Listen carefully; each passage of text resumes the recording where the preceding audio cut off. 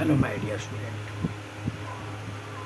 जैसा कि मैंने अभी आप लोगों को बताया कि मैं आपको मैथ का 250 क्वेश्चन दूंगा, उसको आप लगाइए। आप उससे ज़्यादा चाइल्ड पेडागोगी में मैथ का उससे ज़्यादा क्वेश्चन नहीं आएगा। तो फर्स्ट क्वेश्चन आप लोगों ने देखिए क्या मैंने बताया। गणित पढ़ाने में गृह कार्य देना प्रभावी है। कौन सा सबसे महत्वपूर्ण कारक है? तो इसमें आपको पता है कि विद्यार्थी को घर पर व्यस्त रखना, क्योंकि गणित के सवालों को अभ्यास के लिए विद्यालय के दौरान समय पर्याप्त नहीं होता है। विद्यार्थियों में स्व अध्ययन को बढ़ावा देना, अभिभावकों को सम्मिलित होने को बढ़ावा देने के लिए। तो इसका जो आंसर होगा वो ये होगा, क्योंकि गणित के सवालों का अभ्यास के लिए विद्यालय के दौरान समय पर्याप्त नहीं होता है। दूसरा क्वेश्चन आप लोग भी पढ़ते जाइएगा सिर्फ, है ना।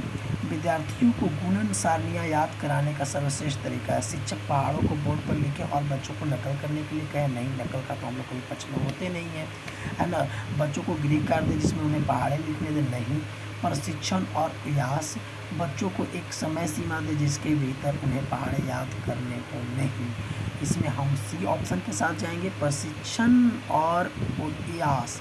इसका ये मतलब होता है कि हम उसको प्रशिक्षित करें, उसको सिखाएं और उसको सिखाने से वो चीज़ें वो सीखेंगे। और देखिए ये DSSP भी पूछा हुआ है। DSSP एक चाइल्ड टीचर का सबसे टफ एग्जाम अगर कोई होता है तो वो DSSP का होता है। गणना का दूसरा चरण एक समूह में वस्तुओं की संख्या को जानना है। यह पहलू के नाम से जाना जाता है। तत्काल गणना, क्रमवाचन गणना, तुलना और क्या आपका विशेषण। तो इसमें आपको याद होगा कि गणना का दूसरा चरण जो होता है वो आपको, पहला तो गणना होता है और दूसरा चरण जो होता है वो आपका तुलना से होता है। क्या होता है आपका? तुलना से, है ना। कहता है कि हाँ, क्या कहता है, गणना का दूसरा चरण एक समूह में वस्तुओं की संख्या को जानना, यह पहलू के नाम से जाना जाता है। तो ये आपका डी ऑप्शन चले जाएंगे विशेषण के साथ, ठीक है।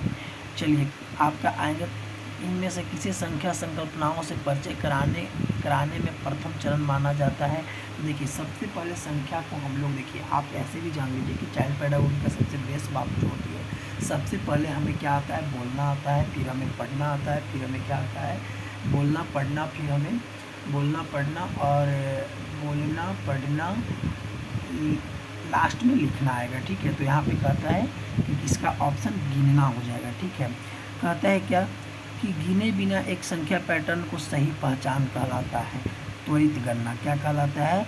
नहीं, कहता है कि गिने बिना एक संख्या पैटर्न को सही करना क्या कहलाता है? आपका त्वरित गणना कहलाता है। क्या कहलाता है? त्वरित गणना, है ना। इसके बाद चलिए, संख्या, लंबाई, द्रव्यमान और भार को संक्रमता किस अवधि के दौरान होती है? संवेदी प्रेरणा, पूर्व परिचालन, ठोस परिचालन और औपचारिक परिचालन। तो ठोस परिचालन के द्वारा होता है। गणित को एक शाखा की ओर के रूप में स्वीकार किया गया है। तो अंकगणित, बीजगणित, विश्लेषण नहीं, तर्क, है ना।